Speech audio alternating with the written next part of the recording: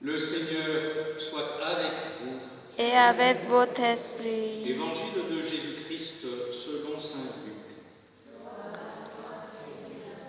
En ce temps-là, comme les pharisiens demandaient à Jésus quand viendra le règne de Dieu, il prit la parole et dit : La venue du règne de Dieu n'est pas observable.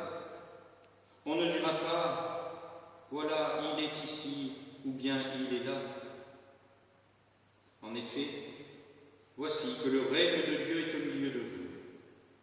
Puis il dit aux disciples : Des jours viendront où vous désirerez voir un seul des jours du Fils de l'homme, et vous ne le verrez pas. On vous dira : Voilà, il est là-bas, ou bien voici, il est ici.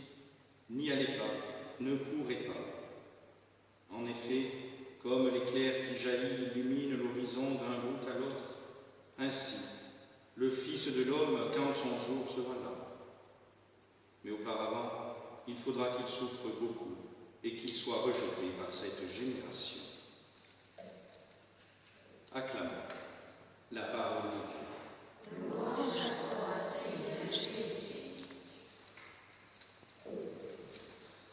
Je ne sais pas si vous avez remarqué, mais l'évangile de ce jour nous propose une question que les enfants posent souvent à leurs parents. C'est quand ? C'est quand que seront les vacances ? C'est quand qu'on fêtera Noël ? C'est quand que nous serons grands ?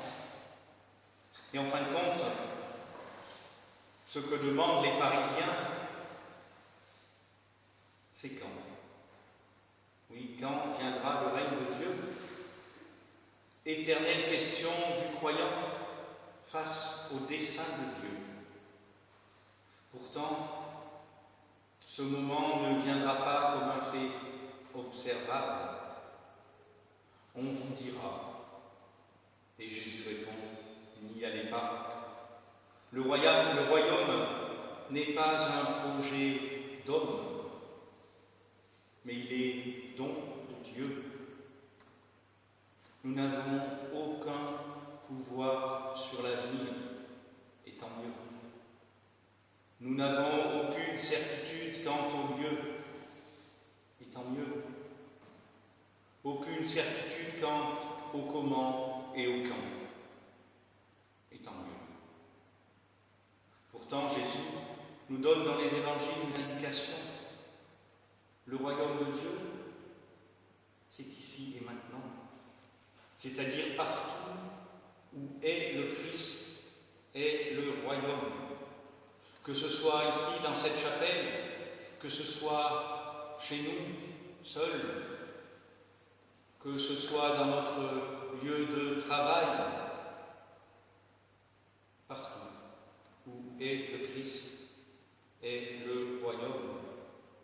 Ce qui nous revient à nous, c'est de nous offrir personnellement et communautairement, par la foi, dans l'espérance et la charité, nous offrir à ce règne de Dieu qui est là et qui pourtant est à venir. Ce qui compte, c'est de vivre en vérité le présent. Vivre en vérité, c'est vivre avec le Christ le moment présent. Même s'il peut sembler parfois douloureux et que nos réactions en temps d'épidémie sont plus portées sur l'émotion que par la raison.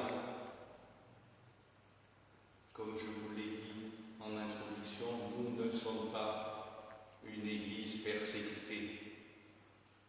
Nous sommes une Église qui, par la situation actuelle, doit se replonger au cœur même du message du Christ. Si vous aimez Dieu, aimez vos frères. Si vous croyez en Dieu, croyez aussi que l'homme est fondamentalement guidé par l'amour de Dieu. Laissons Dieu nous surprendre. Laissons-le nous saisir dans la prière.